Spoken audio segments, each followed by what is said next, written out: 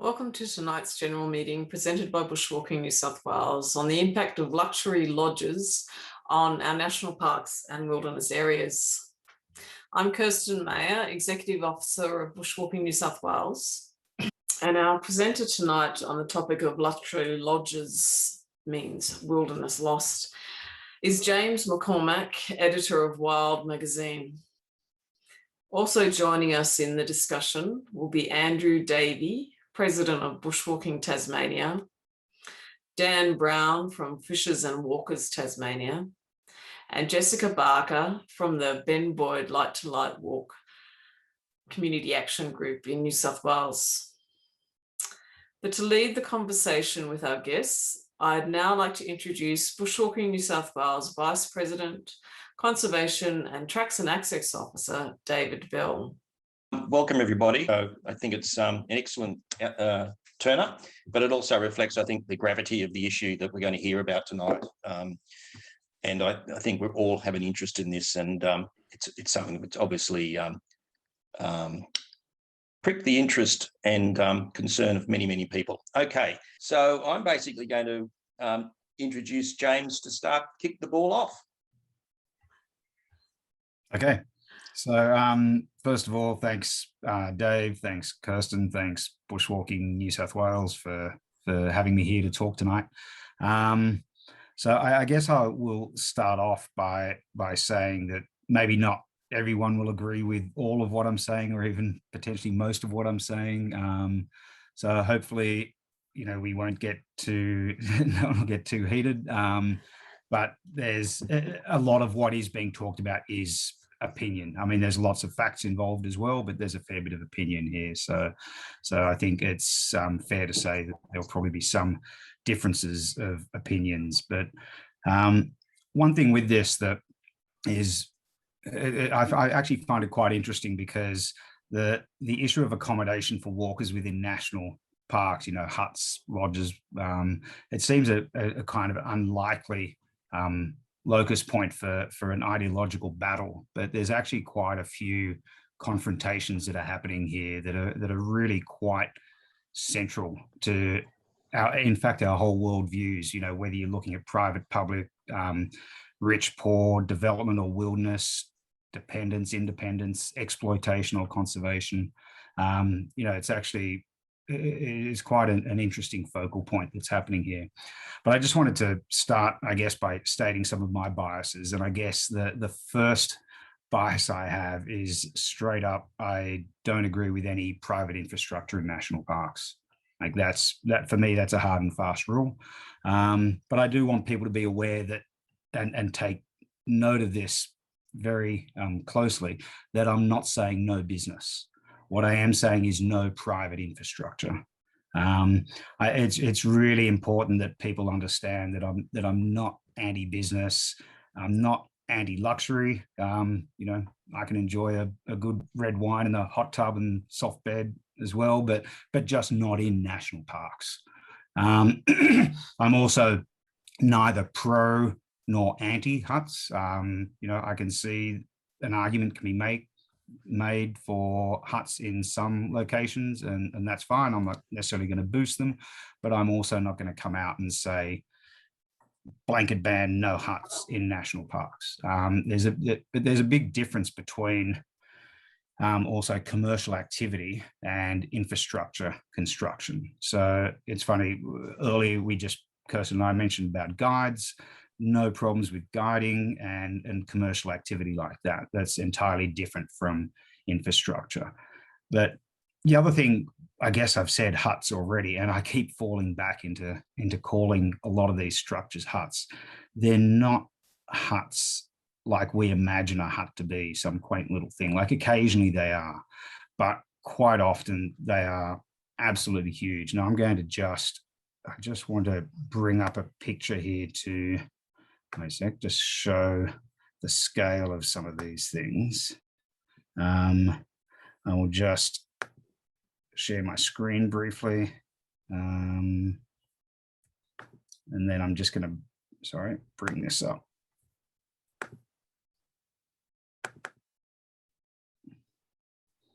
Are people able to see that?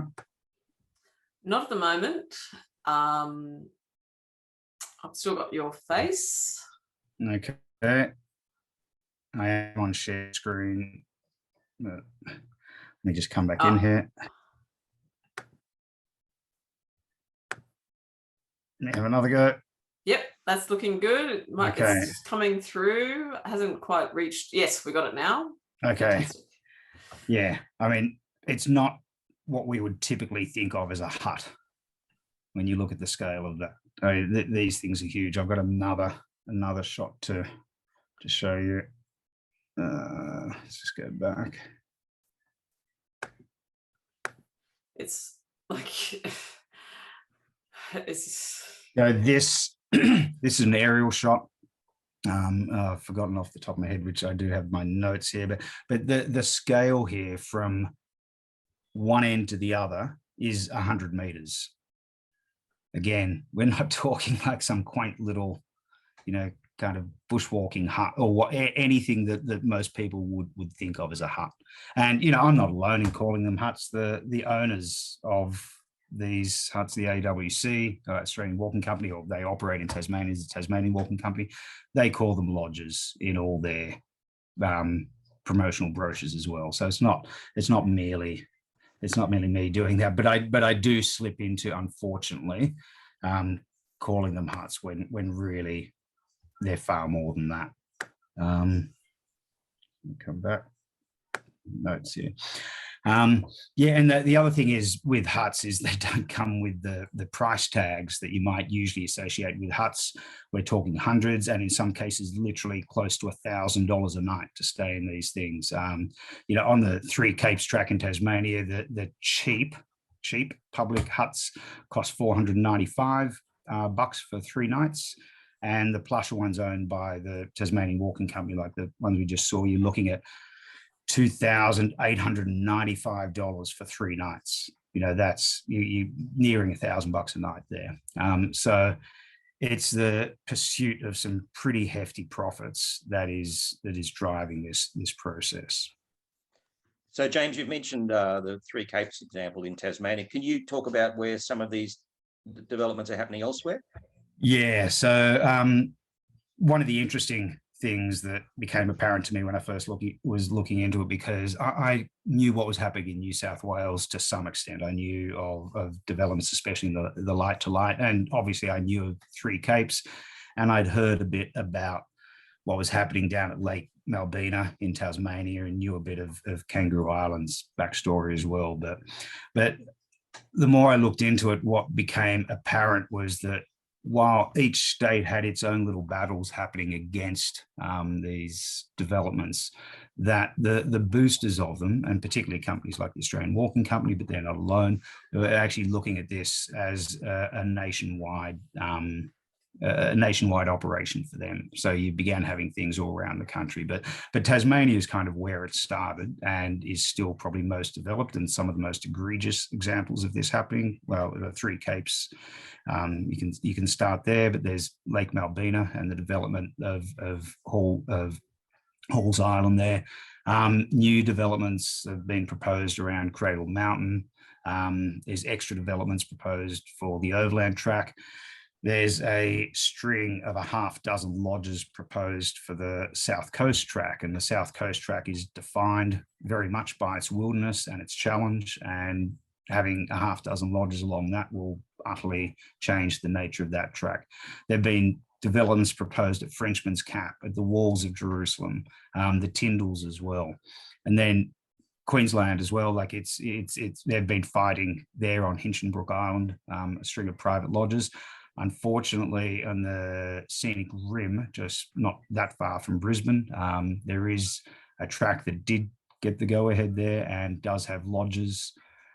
Some of the lodges are outside the national park boundaries, but a couple are within, and that's set a troubling precedent there. There's been also in Queensland proposals for the Kalula Great Walk to have lodges. There's also lodges for the track, the Ngaro track up in Whitsundays. Kangaroo Island, Flinders Chase National Park in South Australia has been suffering or at the unfortunate receiving end of some really unfortunate proposals there. And they're fighting a very difficult battle with a state government that is very, I don't know, it's hard to state some of the determination that the state government has to go through, but I can give a good example of that later. In Victoria, you've got there's been proposals for the Grampians, but they're kind of minor compared to what's been proposed for the Victorian High Country, where there's a string of lodges proposed for the Falls to Hotham track. And when I say again lodges, Falls to Hotham track is a great example.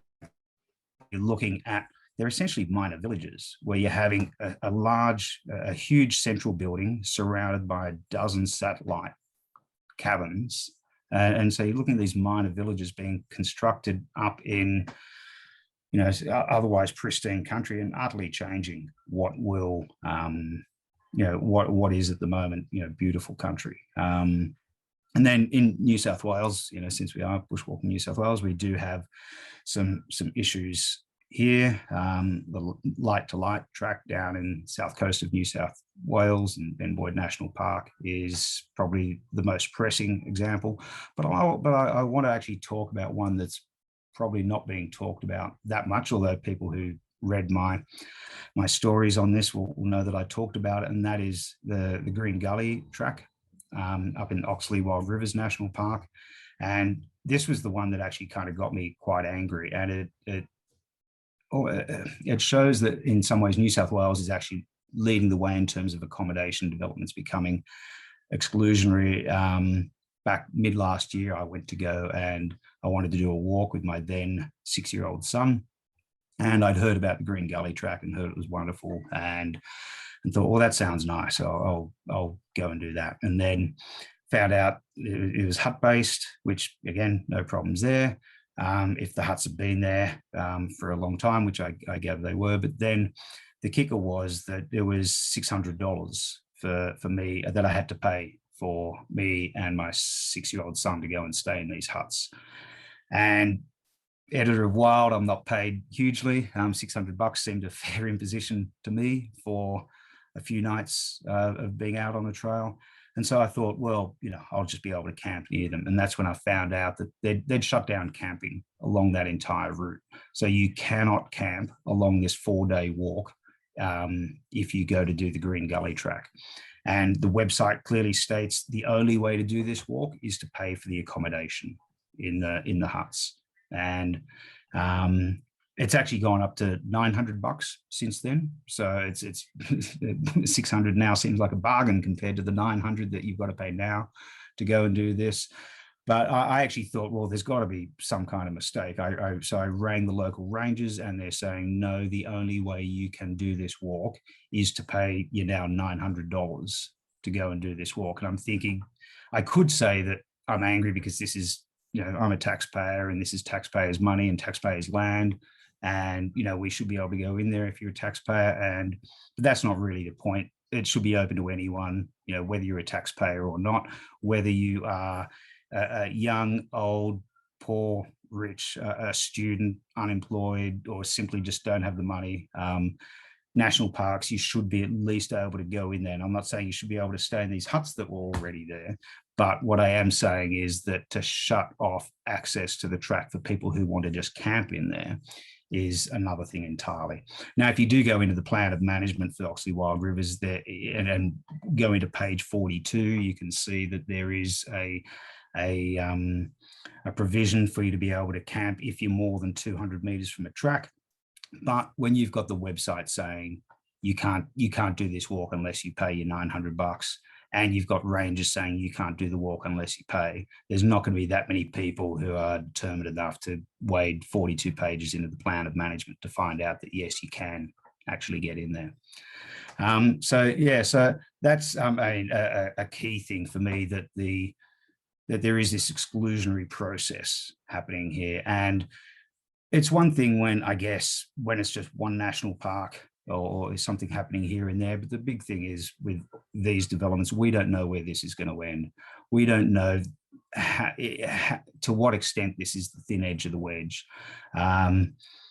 There's potentially hundreds of developments happening in New South Wales alone, and again, we don't know what's entailed with these developments, and we just don't know how many there are.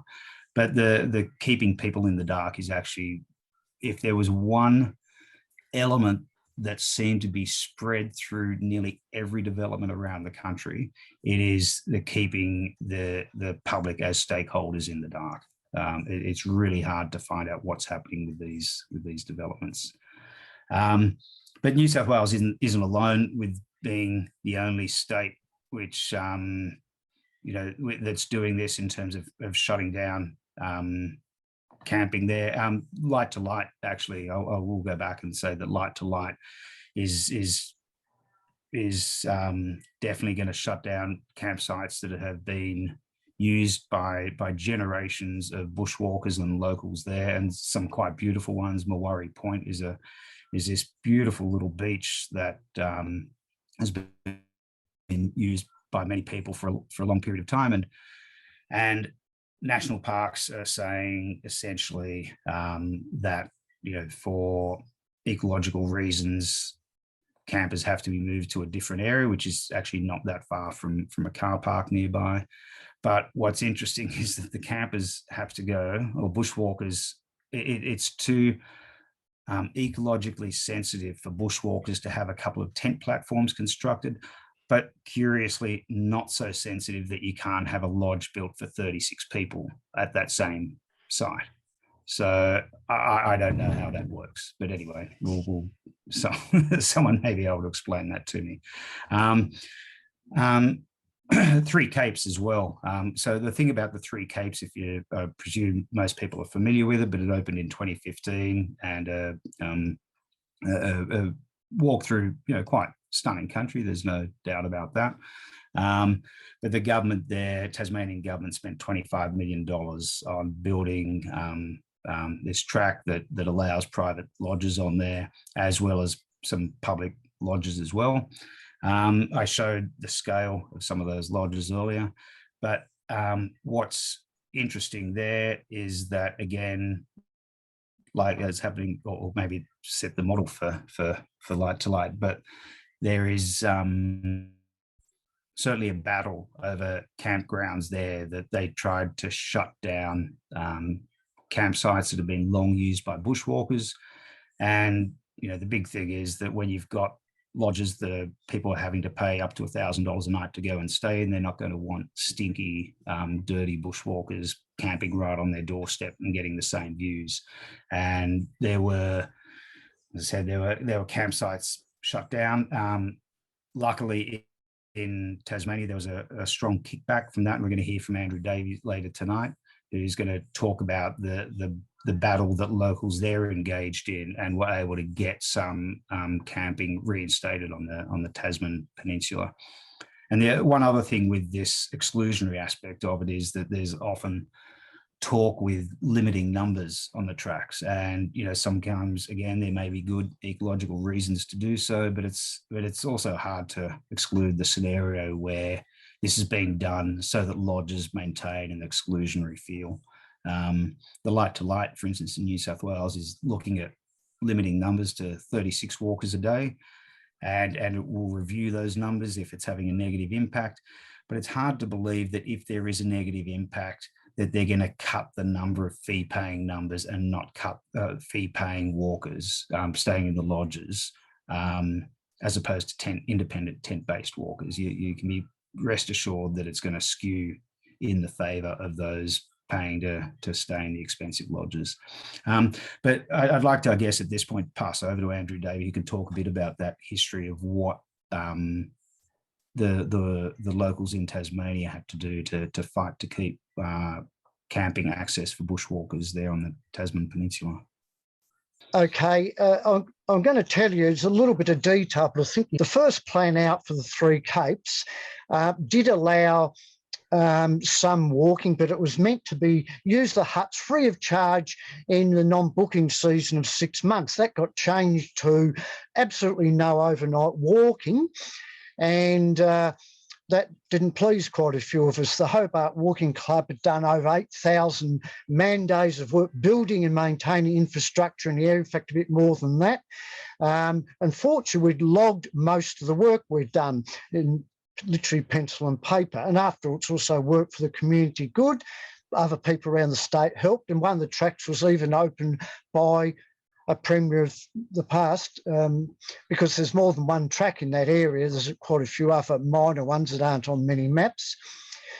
Anyway, we wrote to Parks and absolutely insisted we were going to keep walking there. We're not going to pay the sorts of prices they wanted, and also we want to keep our camping, etc., and walk the way we always had walked there and maintain it's part of our customary use of an area, etc.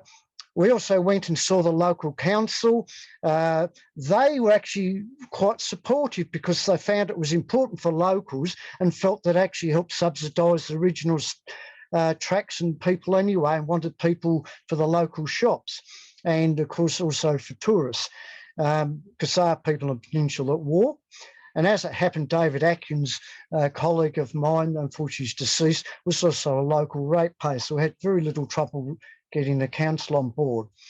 Now, we were a bit up against it because with table thumping with Parks, and it was thought, well, let's go and look at all the possible camping areas there are. That is, I'll put it another way, evidence of camping, which may have only been 1 or 2 uses.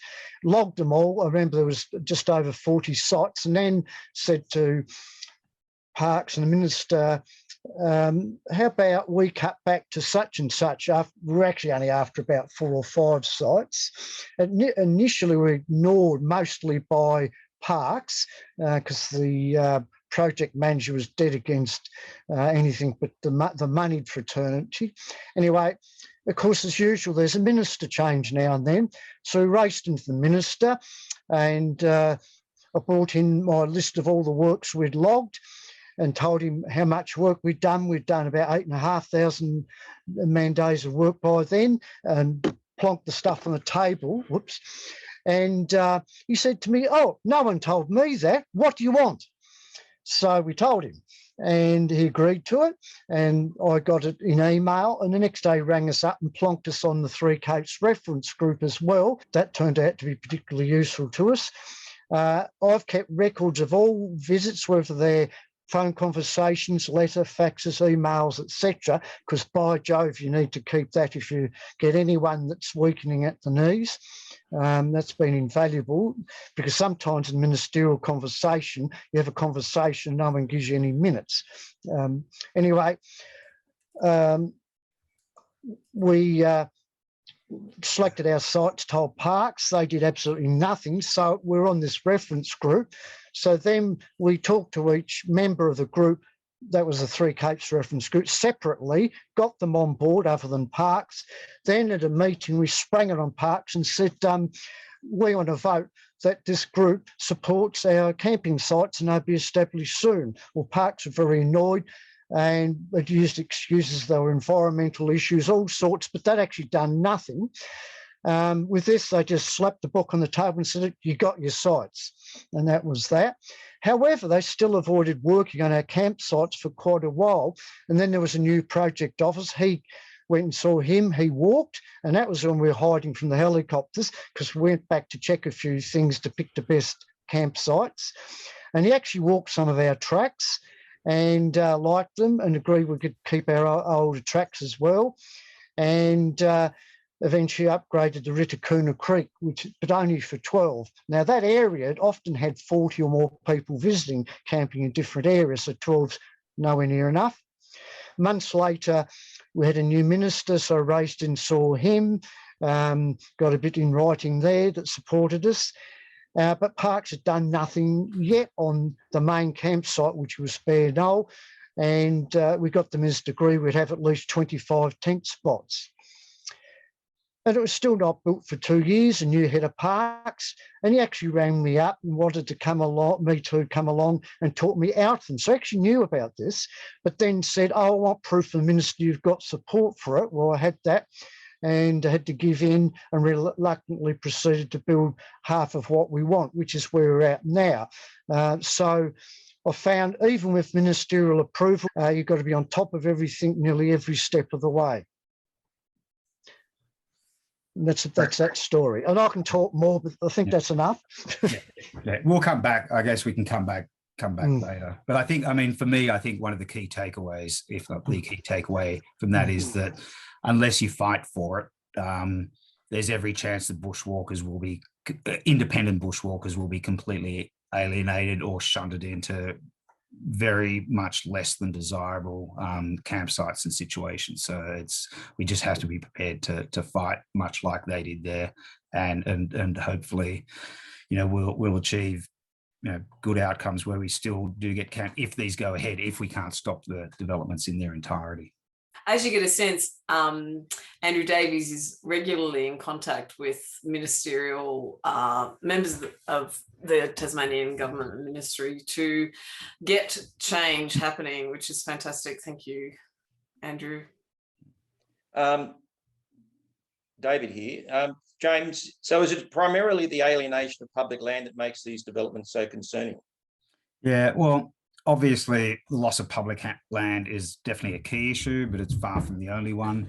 I guess the big one that I tend to focus on, and I guess many others do, but again, there's other very important issues. But the big one is the loss of wilderness here, and it's funny, at the very beginning of this, kind of when I started on my trajectory of doing this story, it actually grew out of a conversation I was having with Bob Brown. And I was bitching about what happened on that Green Gully track with me being shut out. And he was talking away and said, essentially that a wilderness lodge is a non sequitur, because once the lodge is there, it's no longer wilderness. So the thing about wilderness is that obviously there's, it's a psychological term. So what one person regards as wilderness, maybe others won't. But there is certainly some kind of general recognition that it involves a place of wild character. And, when you look at the scale of some of these buildings that we've talked about, it's pretty clear that these large clusters of buildings, especially, you're talking 100 meters in length, that they will have very strong visual impacts. But one of the most disturbing things actually is the sound impacts. Because whatever the actual ground footprint of these lodges, if choppers are servicing them, and let alone say in the South Coast track where they're servicing, say, 6 of them, the sound paths can potentially cover tens of thousands of hectares. And this is before we're even considering the chopper's role in construction. I was just down at in the Snowy Mountains in Kosciuszko there, listening to the choppers go backwards and forwards, and just it was constant. But possibly the best figure or most scary figure is that I've heard of was that in the Three Capes project, and this isn't a mistake, the Three Capes project involved 17,400 individual helicopter flights, 17,000 flights over the years that was being built. So it's essentially just non-stop noise, and the sound impacts for something like that are enormous. And when I was writing the story, I had a chat with James Tremaine of the Nature Conservancy Council, and he told me, and quite rightly, there's an acoustic component to the whole idea of wilderness.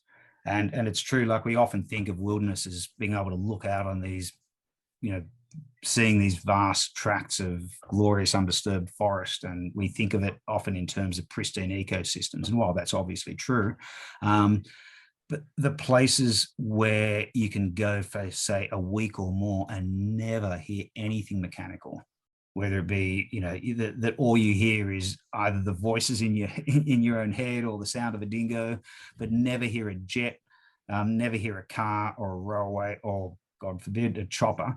Those places are disappearing pretty fast. There's really not many at all. The thing with this is that the loss of wilderness isn't necessarily accidental. I've got a quote here from Brett Godfrey, who is in charge of the Australian Walking Company, and he was saying that his target demographic is a 52-year-old single female who finds going into the wilderness not her cup of tea. So essentially his answer to that isn't take his clients to appropriate locations, which could be done. Instead, it's to make locations appropriate to his client by removing wilderness from the equation. And the other thing is that, you know, when we're going back to sound elements, you've got to ask, like, how will these lodges be serviced? You know, how will the gas for cooking be transported to them? The wine, the food, the clean linen. You know, how will lodge guests, you know, poo be shuttled out? The obvious answer is by helicopter, and that ruins the wilderness experience of everyone in that area, not just, you know, not just a few people who are close to it, but you know, you're talking huge sound paths. I've been told that the management plan for the southwest Tasmanian, in southwest Tasmania, in the Tasmanian World Heritage Area, they've made provision for 5 helicopter landing sites, but who knows? You know, it could be more. Again, the public is generally kept in the dark. And then the other thing is that once you've got choppers flying people or flying goods in and out, whether they be gas bottles or food or linen or whatever, what's to guarantee that it won't one day be people? That, you know, they're saying, well, you know, we've got to make these trips anyway. We should have a few guests shuttle in with them. And then it becomes, well, you know, we're not running at full capacity. We should chopper some people in so they can run at full capacity in winter, because again, South Coast track in winter, probably not everyone's cup of tea to walk that. Chopper would make it a fair bit easier. So, you know, potentially a place like the Southwest will be buzzing with choppers. But that's just one example of the Southwest. You're looking at helicopter landing areas for the Victorian High Country and on the light to light track as well. And, you know, in these areas, there's a fair chance that the notion of wilderness in these areas for independent walks would be ruined forever. But, Oh. So, Andrew, did you want to say something? Yes, I think the other is, and it may not affect bigger states with a lot of national parks so much, with these developments, if you take popular tracks like Overland, Walls, Frenchman's, which can take the bigger numbers, and you rip out the top 7 or 8 of those in the state, you then have to ask, where are you going to give people a walk in summer for overnight walking? Because we're already getting ways of diminishing it on the overland, and obviously 3 Capes, Walls is up. So it's, where are the public going to go on a reasonable track? Yeah.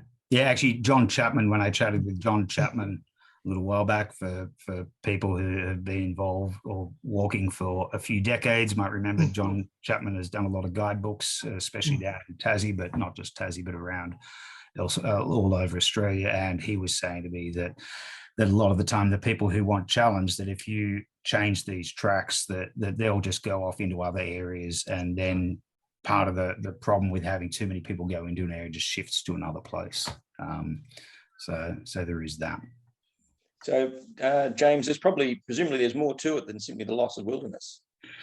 Yeah, you know, ecological impacts. You know, you can pretty much guess that land clearing has to be done to make room for these lodges. Additional track building, but besides that, there's been quite a few big issues with if you go back to, say, I think it was 2020, there was an audit by the Tasmanian Parks and Wildlife that looked at some of the lodges and huts along the overland track, which are owned by the Tasmanian Walking Company. And for all their, you know, the talk of sustainability and using that awesome word eco in front of everything, an eco lodge, it seemed kind of little more than greenwashing in the outline of this audit. So this audit wasn't done by rabid greenies. It was done by the Tasmanian Parks and Wildlife. And, you know, they were finding that grey water filtration systems were only partially installed. Filtration bins weren't adequately secured or sealed. The outflows weren't clear liquid. There were outflows of high nutrient water from uncovered food waste bins. There were overflows of high nutrient water There was inadequate sand filtration, pipes clogged with grease. There was dead myrtle forest downstream from grey water trenchment treaches. There was patches of, there was algal growth. There was oil in surface water drain sites. There were native trees used to brace rubbish platforms. You know, the list goes on. And, you know, these are areas or lodges that were supposedly subject to stringent environmental guidelines. Now, Tasmanian Walking Company has apparently made some steps to improve those, but still, it can give a bit of an idea of some of the impacts that can happen. And then beyond that, there's also, beyond the ecological impacts, you've got, I guess it's another psychological impact in a way, but the loss of challenge. So the Three Capes track, for instance, it's everyone who's done it, and I haven't done it yet, but we ran track notes on it recently. Essentially, the track notes were how to do it without paying for the lodges and how to do it on the cheap. But what I've heard time and time again is just how almost industrially hardened the track is. That it's more like a footpath than what most bushwalkers would regard as a bushwalking track. And so that's something that you could see quite commonly around the country, that quite love tracks. And we're actually seeing it here a bit to some extent in the Royal National Park, which I live next to. But the tracks are completely defanged to make it more suitable for what's deemed the audience that doesn't want wilderness. So, you know, if somewhere like the South Coast track, a track that's defined by very much by its challenge, if you have 6 lodges go in there, will that track need to be defanged and industrialized and all the mud taken out of it? And, you know, obviously there's points at which you want to, for ecological sustainability, improve tracks, but there becomes a point at which it's no longer about sustainability that the tracks are being worked on, but it's more about saleability to try and get people onto these tracks who otherwise mightn't like something that's too rough. Something else that's kind of not talked about a lot is that when they develop these tracks, it seems pretty common that the number of campsites tend to be aggregated rather than allowing lots of little kind of independent, spontaneous campsites. I think, you know, as Andrew said earlier, that it was reduced to 4 or so campsites on the Three Capes track, down from 40. Now, obviously, not every campsite is ecologically sound and shouldn't be there, but by the same token, there's many spots where people can camp sustainably. And I've heard from people who are very familiar with the Light to Light track that there's all these lovely little campsites spread along the track where people have camped for decades and generations quite sustainably, with causing very little damage to the environment, but everyone's going to be herded together. And when that happens, you actually lose the sense of spontaneity and serendipity. You can't just, you know, be walking along and at midday you go, you know what, this place is awesome. I think I might just set up camp here and hang out for the afternoon and listen to the waves and listen to the wind in the trees. And that's just gone. You know, you have to move on because you're locked into a specific schedule now. Now, obviously, as I said, there's some campsites where probably people shouldn't be allowed to stay, but it does seem a shame that if this phenomenon of lodges spreads through all the big tracks, that it's going to be much harder to engage in that sense of spontaneity and freedom.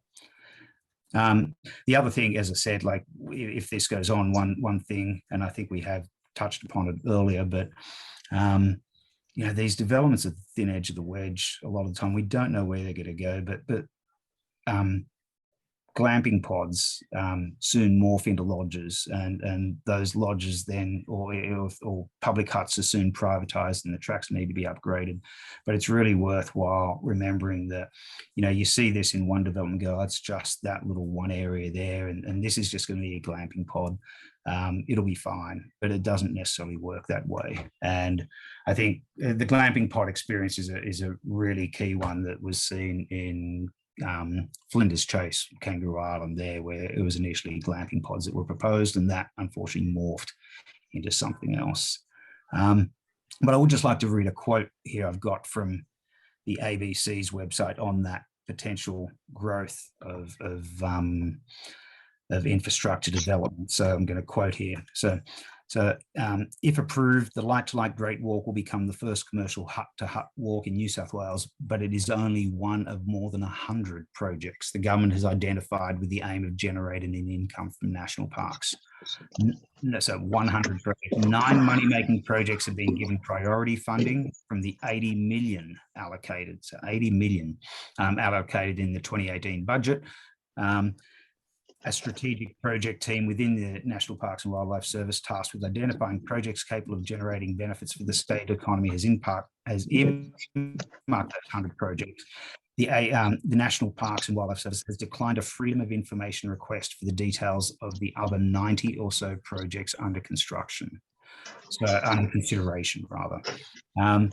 So we don't know what's happening, and they keep it in the dark, declining the details of 90 projects under consideration. It's really hard for us to get a handle on what's actually happening. The other thing that me to jump in here. Sure, yeah, go. This is sorry guys. This is the area that we've got a lot of experience in down in Tassie is secrecy, and what we experienced was a huge amount of multi-level government and bureaucratic cover-ups. So, for example, for the lease of Halls Island at Lake Malvina, it took us 657 days, multiple EOI, multiple RTI, rights to information requests, to actually get the lease released. They signed a lease off to an island.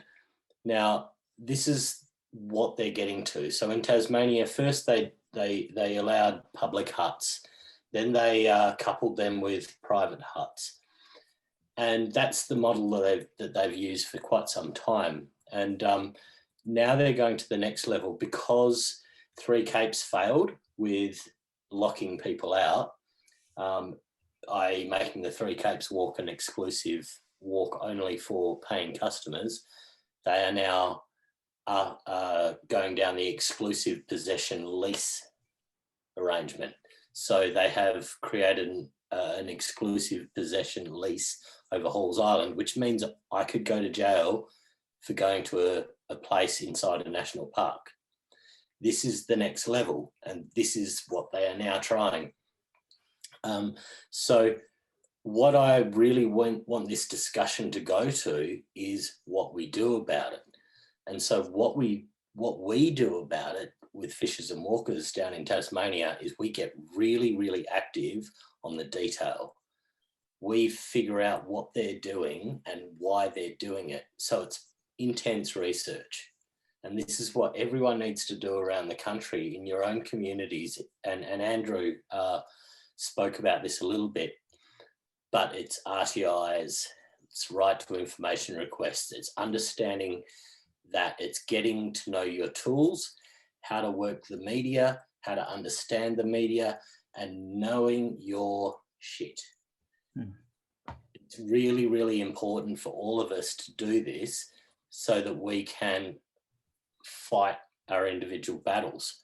And then off the back of that, it would be so lovely if we create a national ecosystem where we can see what everyone else is doing. It's astounding to me to hear what's going on in New South Wales and in Queensland, and to not be connected to it. So it would be wonderful if we can find a way to interconnect and make our battles a coherent thing where we are sharing secrets, if you like, because boy, oh boy, they've got plenty of secrets that they're hiding. So that's just a quick comment on that. And that's where things are going. It's all about exclusive possession, luxury, and locking normal people out. Yeah. Thanks, Dan. Some good ideas there. James, do you think it's appropriate now to introduce Jessica? I just want to add one other thing. Just with it was something that was brought up in that in the ABC, in the quote where they're talking about $80 million being allocated to money-making projects in national parks, and that's $80 million. And one of the tragedies of these developments is that the public pays their taxes, then those tax dollars are then used to lock the public out of land that their tax dollars are developing. It's part of the craziness that the tax dollars doled out to developers, so then they can alienate the tax-paying public from that land. And some of the amounts are quite or beyond substantial. The South Coast track in Tasmania is looking at, I think it's like somewhere between $3 to $5 million. There's the development for Wataka in Northern Territory that's $5 million is the figure being thrown around there. There was, although it seems to be in hiatus at the moment, $5 million for the Whitsundays. For the Falls to Hotham Walk, $15 million. That's a substantial sum of money. The Three Capes track, $25 million. These are huge amounts of money, and then huge amounts of money that is designed to then lock people out of the money that's coming from taxes.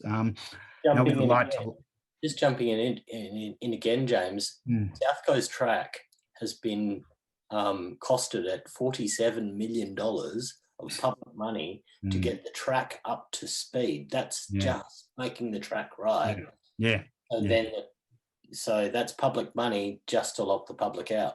One thing with these though, it's I don't know exactly what's happening with Light to Light. I'll pass over to Jess Barker soon, who can maybe talk a bit about Light to Light. But one thing is that it's always really hard to find out exactly the level of government funding going there. That's where it consistently kept in the dark, and they'll do what they can to make it virtually impossible to find out what's happening. One thing I have heard again, time and time again, with everyone I've spoken with the Light to Light track, is that they'll call people in for consultation, and there's nothing consultative about it at all. It's essentially a process of telling people as little as possible, or keeping major details in the dark. So, but anyway, maybe I should pass over to Jess here, who could talk a little bit about the Light to Light track. Can everyone hear me okay? Thank you so much for all the input, James and Dan, both of you. I guess I should preface this with I'm only one person in our community action group, and there is about half a dozen of us. So thank you to the others who are working tirelessly behind the scenes. We came together in 2019 to put together a submission for the New South Wales government about the Light to Light plan, and we ended up with a 67-page submission that was very thoroughly researched. My younger sister is a PhD student at Wollongong Uni, and she's part of our group, and thank you to her in her absence for doing a lot of that work. So I take Dan's point. I think research is a huge, a powerful tool in all of this. The more we know, the better.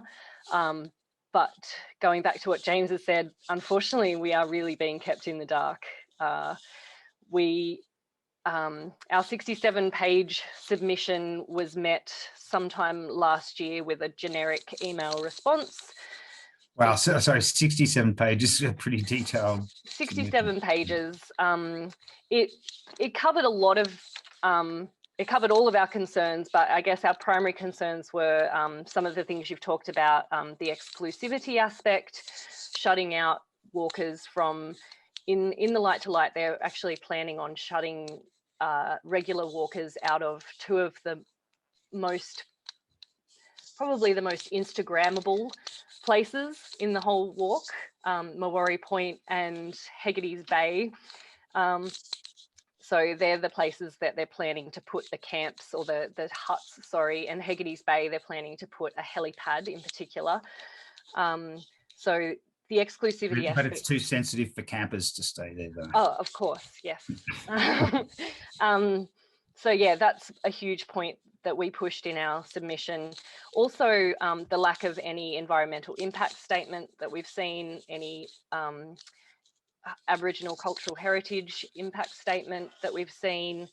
No information on any of that has been released to the public. It, I guess, leaves us questioning whether or not those things have been done at all, let alone sufficiently.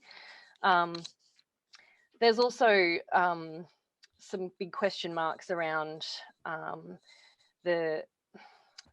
I guess, what's happening with the helipad and what you were talking about, James, in terms of, yes, I guess it's necessary to start construction, but then noting that Eden, the closest town centre, is a cruise ship port, doesn't that then leave it open to that helipad then being used to traipse people in and out of the park to do the walk? And I think we've seen that happen in some places in Tasmania already.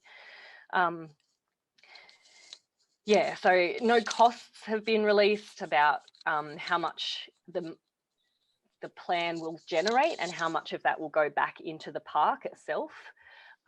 One of our main concerns is that there are a lot of things that Ben Boyd National Park, and in particular the Light to Light, needs, and a lot of that $7.9 million that is going to be spent on building huts could actually be used to maybe build some composting toilets or set out some designated spots for hiking campers. But instead that money is obviously going to be used to build huts that only certain people can use. I think they're saying 36 people at Hegarty's and 36 people at Maori Point, which is not a huge amount of people, but I guess a huge amount of money potentially can be generated from that if you're charging those people $1,000 a night. But yeah, being kept in the dark has been one of the most frustrating things. We've put in FOI requests, we've sent letters to ministers, we've done all that we think we can that is in our power to do at the moment, and we've just been hit with nothing but generic email responses from people in John Barilaro's office, and just really not getting a lot of traction. So I guess part of why we wanted to, and we're very grateful for the invite, but yeah, I guess part of the reason we wanted to talk to this group is to see if people are happy to maybe give us some tips on what we can do next. Thanks, Chris, from the group, who is putting through some links for people and contact details so that maybe we can start getting some more traction. Obviously, last year was a bit of a write-off in a lot of ways for a lot of people, so that probably helped things move along more sneakily behind the scenes without people noticing. I know Chris ended up going to do the walk sometime over Christmas or around December. I could be wrong, but happened across some surveying pegs that were put in place at Maori Point. I went to Hegarty's Bay a couple of months ago, a month and a half ago, and noticed that, because there was some fire damage there, noticed that the campsite has been closed for regeneration, in inverted commas.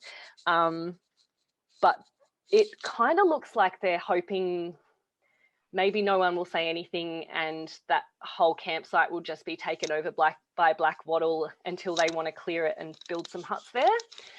So it's basically already closed to walkers, thanks to the fires and the signs from national parks saying it's too dangerous, we're going to regenerate this area, even though they're not.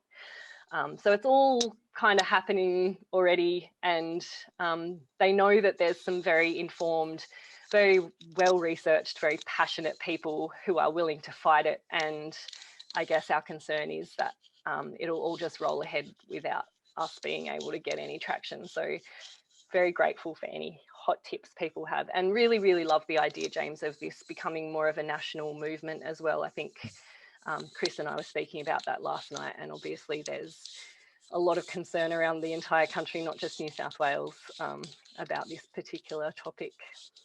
Jess, Andrew Davey here. Do you have a story that will sell well to the public? Doesn't have to be great details to work on, because what I found going to ministers, work up something like that, like our 8,000 days of work, but you could be anything. and then have a chat about that. And if we're not going to get satisfaction, obviously you can't just blackmail anyone, but just indicate, well, we might just have to go elsewhere. And I've had a few ministers say, oh, we don't want anything much in newspaper, when they know you've got them. Yeah. But you've got to have a good case. Yeah. Well, I think, well, we certainly believe we have a good case. Mm. And we do have lots of... place to prosecute your cases in the media. Yeah, we do have lots of support in the local media, and that local ABC has gotten behind us. And we've had Good. some great articles, which are, you know, we're putting up on our Facebook page and our group, sharing as much as we can. So yeah, we definitely have gotten some traction from the private sector, not so much from the government for getting us any feedback of use yet. The thing we have on our side is, you have a national park, that means it's mine, that means it's people in Queensland's, that means it's everyone's. World Heritage areas belong to the globe. We're not dealing with our local area. We actually have friends all around, and it belongs to them. And getting that message out is a really strong message. Ministers and bureaucrats are very much beholden to the policy that they are prosecuted to prosecute. That they are, you know, that's their job. And quite frankly, it's failed miserably working on the political level by itself. So it needs a concerted campaign, and this is why we need to share secrets, i.e. how to get information. And information sits within the bureaucracy. We've got lots of friends within the bureaucracy here in Tasmania. So it's about being a bit brave about how we engage with the bureaucracy. The Parks and Wildlife Service here in Tasmania has so many good people, but it has absolute trash at the top. And the good people absolutely resent the people who are running the show. So they're quite happy to share their information. So it's actually about getting a little bit dirty. And I'm sorry, but what we need to do is the bureaucracy in bushwalking, in the bushwalking world, also is holding us back in our campaigns. So I'm talking about Bushwalking Tasmania as a governing body. They operate very, very legitimately and very cleanly, but they're not getting us the results. And the results are coming by being a little bit deep down and dirty and actually doing what the people need, and that is engaging in I'm definitely not saying using dirty tools, but using legitimate tools, using facts, researching very deeply, understanding your topic, reaching out to people all the time within bushwalking clubs, within the bureaucracy, within government, and reaching out to the media and making them understand why it's important. Because understanding how the media operate is key to it, because they're the fourth estate. They're the only people that are going to tell our story. So we really need to get the bushwalking clubs and the bushwalking bureaucracy, if you like, to come on board with some of that and to engage with lobby groups to get the results we need, because we are under a real serious threat right now. I would really encourage everyone involved in tonight's discussion to have a think about that and figure out how they can work with their local lobby group, like the Ben Boyd crew, like the Malbina crew, the Fishers and Walkers Tasmania mob, like the Kangaroo Island crew, the Public Parks Not Private Playgrounds group. Give them the support they need, because they're the ones that are taking this stuff to court. They're the ones who are doing the research and putting their faces forward and taking some serious risks to their livelihood and their their family life in many ways. This is a really important issue to people that care about place, and that's what I think we all do. So we need to organise, and that's understanding our legal standing, that's understanding how far we can go with all this stuff. But boy, oh boy, we need to understand where everyone else is in on this stuff. And it's really tricky for me in Tasmania fighting my stuff and trying to work 5 days a week to understand how I can help someone in New South Wales or South Australia. But I reckon I can, and I reckon you can help me. So I think we need to find a way, and James has done this brilliantly with this seminar and Bushwalking New South Wales.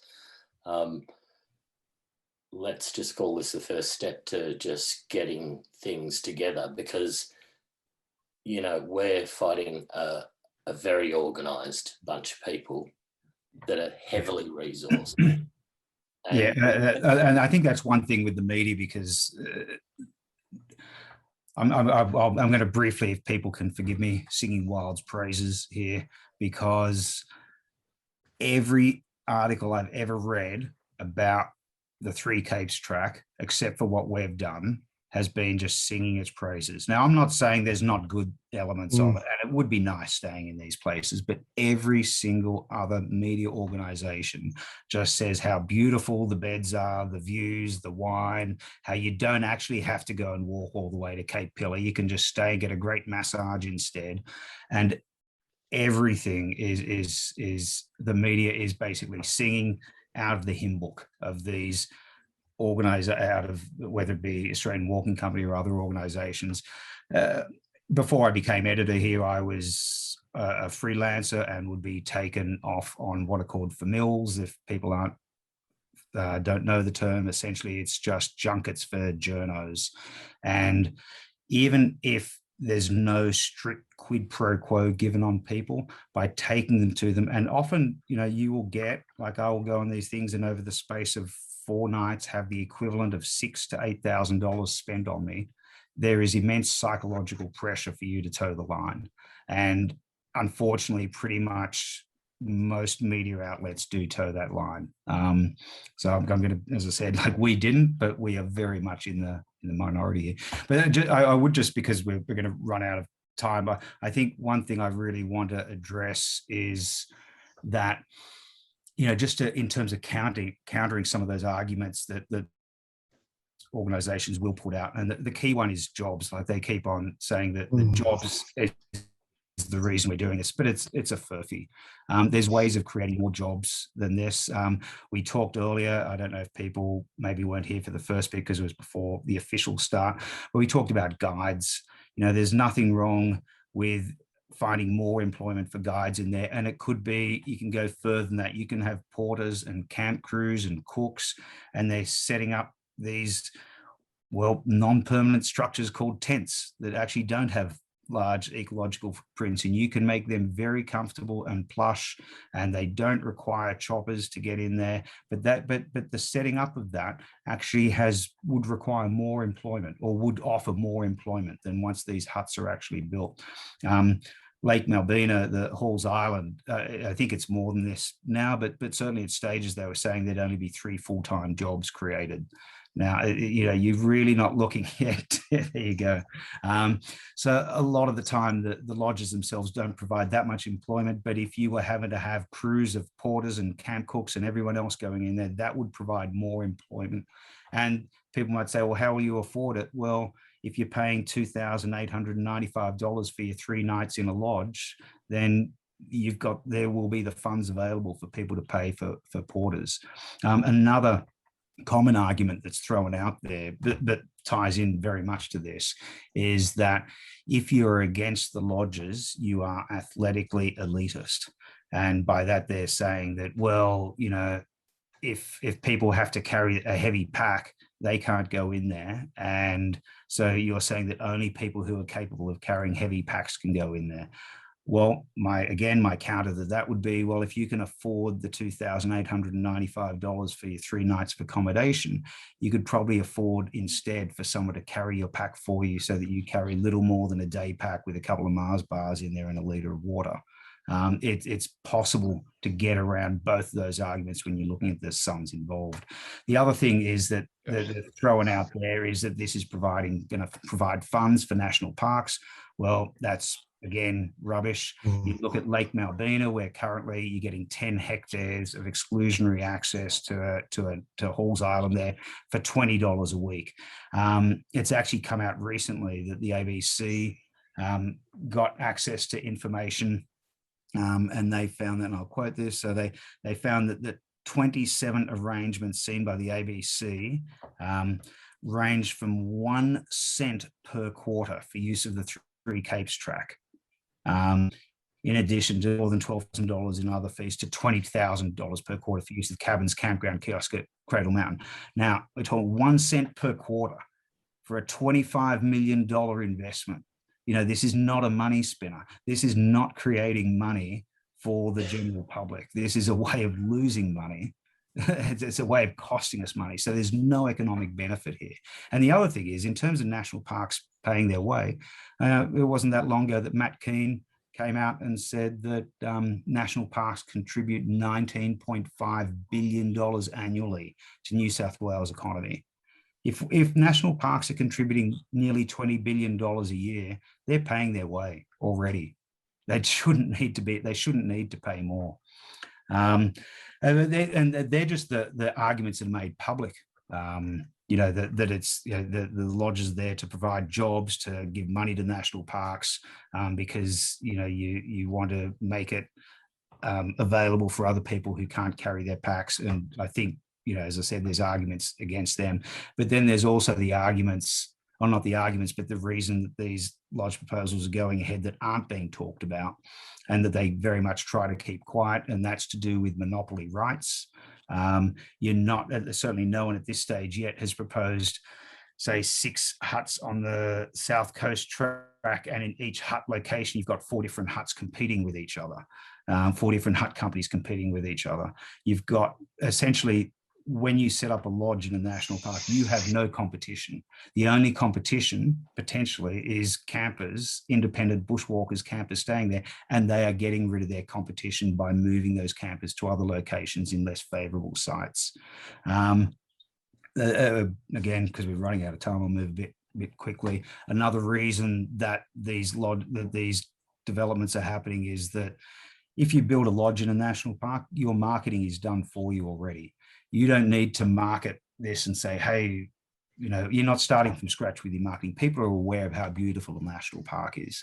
And it's for that reason that some of these developments are happening deliberately within a national park. The developers want these lodges 1 kilometre inside the park boundary rather than 1 kilometre outside the park boundary, because it's a far more saleable proposition.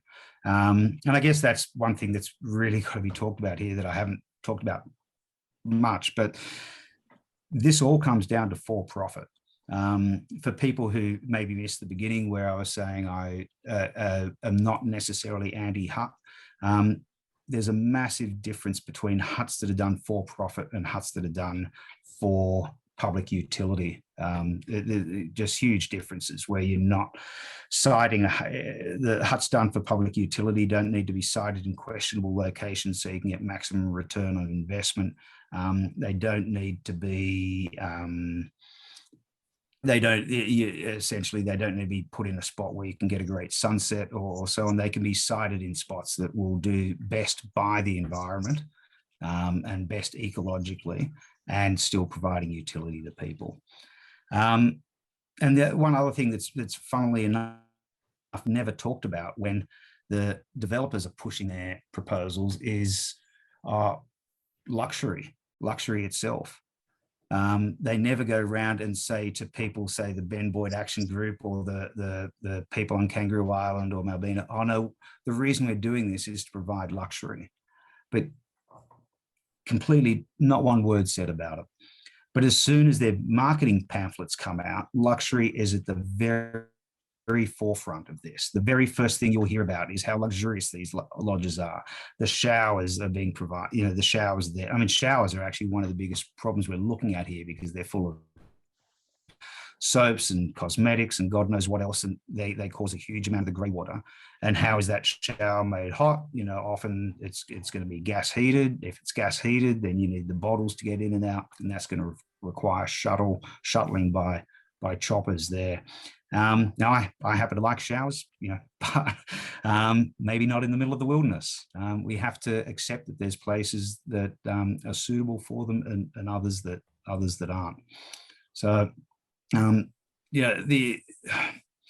there's a range of things that are happening here that just aren't being talked about for the rationale of why they want to introduce these lodges.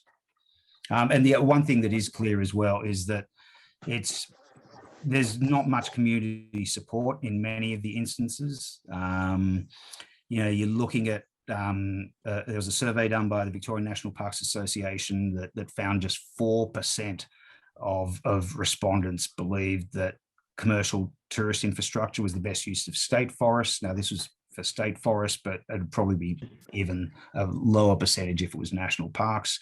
On the Falls to Hotham Alpine Crossing Draft Master Plan, there was 229 submissions received. Nearly 90% were strongly opposed. Lake Malbina, so Dan, I think, actually put me onto this. Of 1,346 submissions, just 3 were supportive. Just 3 out of that many, and yet it's still deemed, hey, let's go ahead. You know, let's try and push this on. And then there's other things that the governments are doing that are just, you know, they seem nothing but underhand. And I actually want to just bring up I might just share the screen here because it's kind of interesting to the levels of which governments will stoop. But I'm just going to show this. Hang on a sec. And the Kangaroo Island people will be familiar with this. Hang on a sec. No, this is loss of wilderness stuff in Tasmania, which we haven't got a chance to get to. But okay, this one here. So earlier this year in January, the South Australian state government decided to put out in its gazette that it puts out, not necessarily monthly, but often frequently enough. It has a planning gazette where it can state what can and can't, or what can or does or doesn't need development plan consent. And you're looking at what in January this came out, and they put out, you know, there's 17 classes of development that do not require planned consent. So you're looking at like fences, outbuildings, carports, spas, shade sails, you know, solar panels, and then sitting in there is this one thing alongside all those things that might sit in your backyard, these generic things, Flinders Chase National Park tourism development, just stuck in there. And these, I think it shows the extent to which governments will use whatever means necessary, though they believe whatever means necessary to bypass what seems ethical. I mean, that to me just doesn't pass any, for people want to use the term pub test or whatever, it doesn't sit in there as being ethical or fair at all. In a second, I'm just going to bring this back up. Maybe I'll call that good. I did have other things to say, but I think it's also important maybe for David to just let us know how we're going for time. And I think we've actually got to start winding up. Yeah.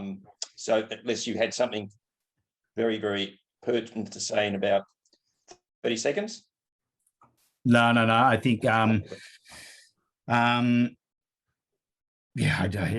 think everyone's got maybe quite a bit of material to think about. I think really definitely worthwhile us trying to work together, as Dan has said, that we begin having a concerted and unified national effort to see what we can do to stop this. Yeah, I mean, I think that's an excellent idea, but I also think this is actually just scratching the surface on this topic. Yeah. And I think we definitely need to have another webinar like this fairly shortly, and I'm going to go back to Bushwalking New South Wales and say, let's do it again, because I think all of the speakers tonight have been fantastic, but there's obviously a lot more that can be said, and also obviously there's a need for some sort of national effort. Yeah, so I think if I can just add something, yeah, that is one thing. Just the sheer huge amount of information that's being left out, and there'll be all kinds of experience of people who haven't been able to talk tonight who would be able to offer valuable information. As you said, we really have just scratched the surface. Yep. So I'd like to, again, thanking all the speakers and contributors. I know people have made comments in the chat box about and questions and so forth. So I think what we'll do is we'll tabulate that, and we may actually forward some questions to James and the others if they need answers. But we'll try and, this is being recorded obviously, and we'll get this out to everyone who attended, and we'll try and, if there's any outstanding questions, we'll get them out and get some answers and get them back to people. So I'd like to thank all of the speakers tonight, and I'd also now am closing the main part of the meeting, but we're now going to move on to an update from Bushwalking New South Wales, and I'm going to now turn over to Kirsten, who's got some updates, and the first one will be something on our strategic plan, which has just been completed, and it's about to go to all our member organisations. Kirsten, do you want to say anything more about it? Bushwalking New South Wales has just released our 5-year plan for the period 2021 to 2026, and I'd like to briefly introduce you to our plan. Addressing the issues mentioned tonight is part of our plan, and so we look forward to engaging you on that strategic goal. Our vision at Bushwalking New South Wales is more people walking in nature more often, and when we say more people, we mean everybody. Our mission is to support more safe, inclusive, club-based bushwalking and related activities in nature. Now, don't let our focus on club-based walking confuse you. Our clubs and their members have been volunteering tirelessly for 90 years on conservation campaigns to create national parks, on track maintenance and access, and on promoting and facilitating safe outdoor adventure for everyone. So we welcome the engagement of the whole outdoors community in our advocacy activities, as we are the voice for recreational walkers in New South Wales and the ACT. Our strategy consists of 4 themes: New South Wales and ACT, a premier bushwalking destination; better health for more people through bushwalking; enhanced stakeholder relations; and continuous operational improvement. We want to see more tracks in New South Wales, including an iconic long distance track. And we also want to see investment in the maintenance of our existing tracks.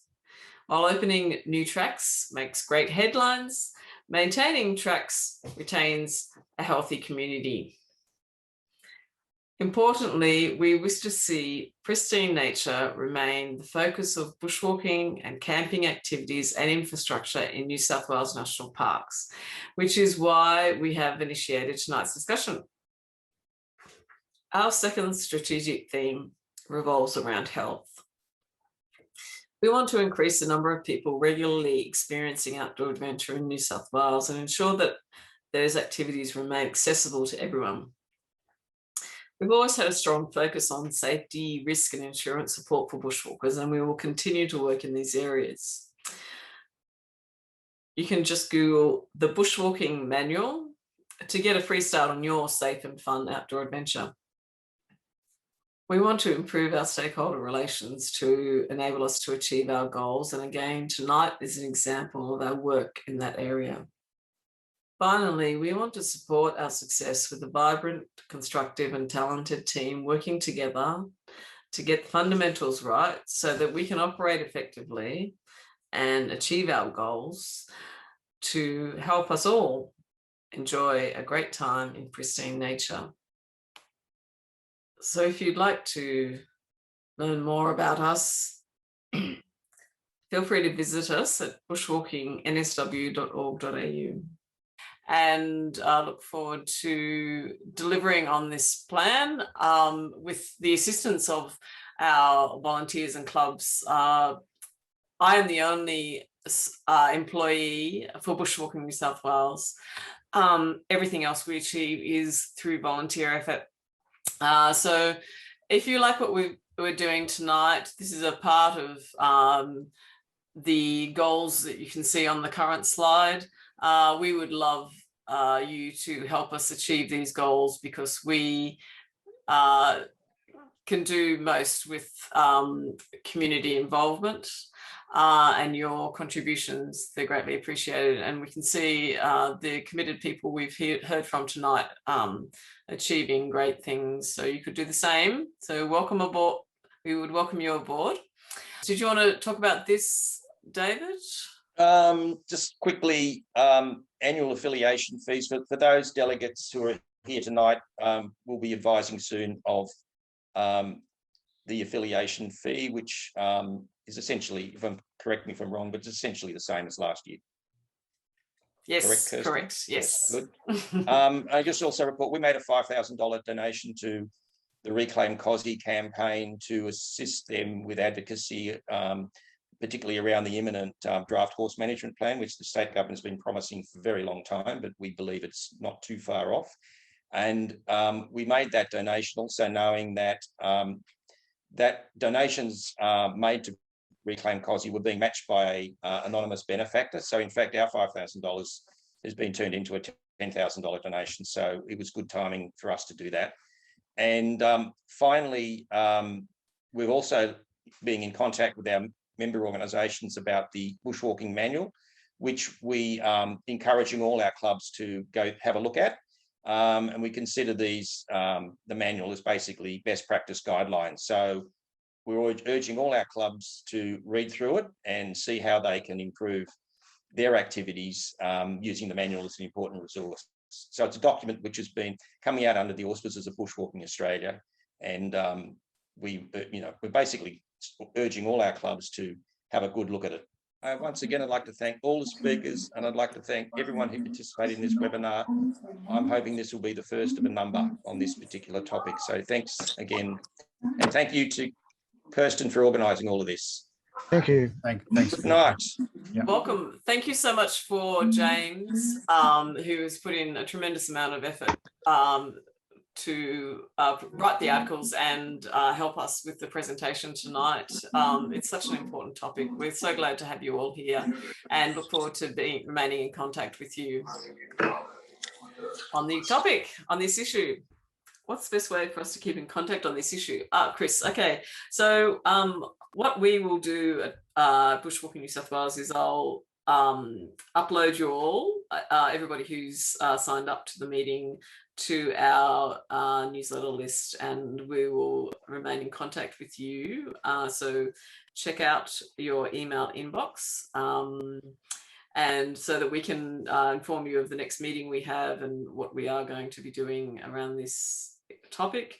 And so you can volunteer your time and help us in the fight, because we need a lot of effort to address these difficult issues, which are backed by a lot of money. But we've got people power, and lots of passionate people who with really great skills. We'll also be calling on the Nature Conservation Council to train us in Bushwalking New South Wales in how to take on campaigns.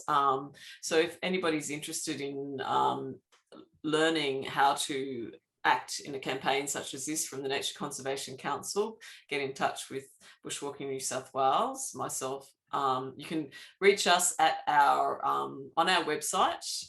There's a contact form at bushwalkingnsw.org.au. And if you'd like to get some training in conservation activism.